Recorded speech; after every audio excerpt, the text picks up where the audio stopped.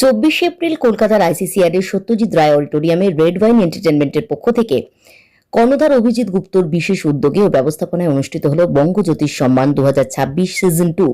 এবারে মোট 21 জন প্রতিষ্ঠিত জ্যোতিষবিদদের সাথে নতুনদেরও সম্মানিত করা হলো এই সম্মানে।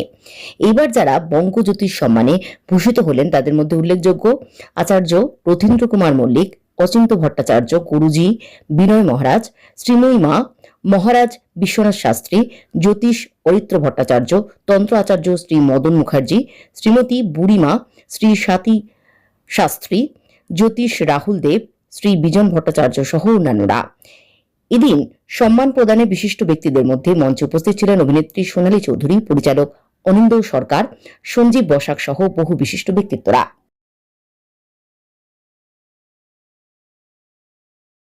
আমার তো দারুণ লেগেছে এবং সিজন 1 এত সাকসেসফুল হয়েছিল যে তারপরে রেড ওয়াইন ঠিক করেছে যে সিজন 2 করবে এবং এবারেও এত সাকসেসফুল হয়েছে। উই আর হোপিং যে নেক্সট ইয়ার হয়তো বঙ্গজ্যোতিষ সম্মান সিজন 3 আসবে এবং আজকে দিনটা দারুণ কেটেছে এবং আমার এটা একটা নতুন এক্সপিরিয়েন্স। আমার এরকম এক্সপিরিয়েন্স কোনোদিন হয়নি। Thank you Abhijit da. First of all thank you. মানে তোমাদের সাথ না থাকলে হয়তো আমাদের এরকমভাবে আমি করে উঠতে পারতাম না। ঠিকই পরপর সব হয়ে যাচ্ছে। এবার আজকে জ্যোতিষও শেষ হলো, সেকেন্ড সিজন 2। কষ্ট হচ্ছে বাট হয়ে যাচ্ছে। মানে যাই না, প্রোগ্রামগুলো শেষ হওয়ার পর মানে একটা রিল্যাক্স যে হ্যাঁ চলো একটা হয়ে গেল, আবার সামনে আরেক কোনো অ্যাওয়ার্ড আসছে সেটাকে নিয়ে টেনশনে পড়তে হবে কাল থেকে সকালে, এই আর কি। আগে কি ছিল, আগে শুধু ফিল্ম অ্যান্ড টেলিভিশন এই জগৎটা ছাড়া আর কোনো অ্যাওয়ার্ড সেরিমনি সেইভাবে হতো না। বা এখনও অনেক জায়গাতে যেগুলো হয় দেখবে একটা করে সাদা উত্তরীয় পরিয়ে দিল আর একটা এমজি রোড থেকে একটা কাঠের টুকরো এনে দিয়ে দিল। আমরা সেই জায়গাটাকে ভেঙে মানে যেরকমভাবে প্রফেশনালি ফিল্ম অ্যান্ড টেলিভিশনের হয়, রেড কার্পেট থাকা, সেরকমভাবে ট্রফিগুলোকে সেই জায়গায় তুলে নেওয়া, সেইগুলোকে করার চেষ্টা করছি। আর আমরা যেটা মেন টার্গেট হচ্ছে যে যারা বিভিন্ন সেক্টরে বিভিন্ন ভালো কাজ করছে তাদেরকে উঠিয়ে এনে এসে তাদেরকে যদি একটু মানে বুস্ট আপ করা যায়, তাদের যদি অ্যাওয়ার্ডগুলো দেওয়া যায়, সেখানে মানে তারাও খুব উৎফুল্ল হচ্ছে এবং তাদের দেখে আরও অনেকে আমাদেরকে ফোন করছে যে আমরাও এটা নিতে পারি কিনা বা আমরা নমিনেট হতে পারি কিনা, এই আর কি।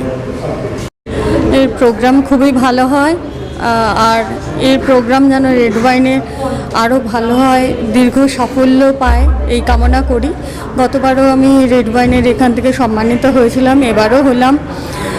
বেসিক্যালি আপনাদের একটা জিনিস জানতে হবে যে আমরা তো জ্যোতিষ, তো আমাদের আবেগে চললে হবে না, আমাদের কিন্তু লজিক্যালি সমস্ত জিনিসটাকে সাবজেক্টটাকে আমাদের কিন্তু ম্যাথামেটিক্যাল ক্যালকুলেশনের ওপরে বুঝিয়ে দিতে হবে যে জ্যোতিষটা কি, কেন আমরা জ্যোতিষটা করব, বা জ্যোতিষ দ্বারা আমরা কিন্তু সমস্ত কিছু প্রেডিক্ট করতে পারবো।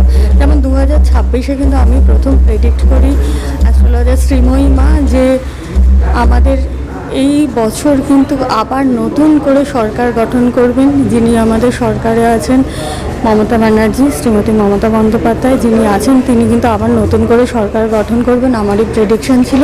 এগুলো নিয়ে ডিটেলসে আরও পরে বলবো। আপনারা যারা জানতে ইচ্ছুক বা জানবেন, আফটার রেজাল্টে আমি আমার পুরো প্রেডিকশনের ডিটেল কিন্তু আপনাদেরকে জানাবো। ধন্যবাদ। রেড ওয়াইন বিভিন্ন রকম অনুষ্ঠান করে এবং জ্যোতিষীদের জন্য একটা অনুষ্ঠান আয়োজন 2025 সাল থেকে স্টার্ট হয়েছে। জ্যোতিষীদের এই রকম সম্মানিত করা রেড ওয়াইনকে অসংখ্য ধন্যবাদ এবং অভিজিৎ দা এবং রেড ওয়াইনের আরও যারা রয়েছেন তাদেরকে অসংখ্য ধন্যবাদ জ্যোতিষীদের এই লেভেলে নিয়ে যাওয়ার জন্য।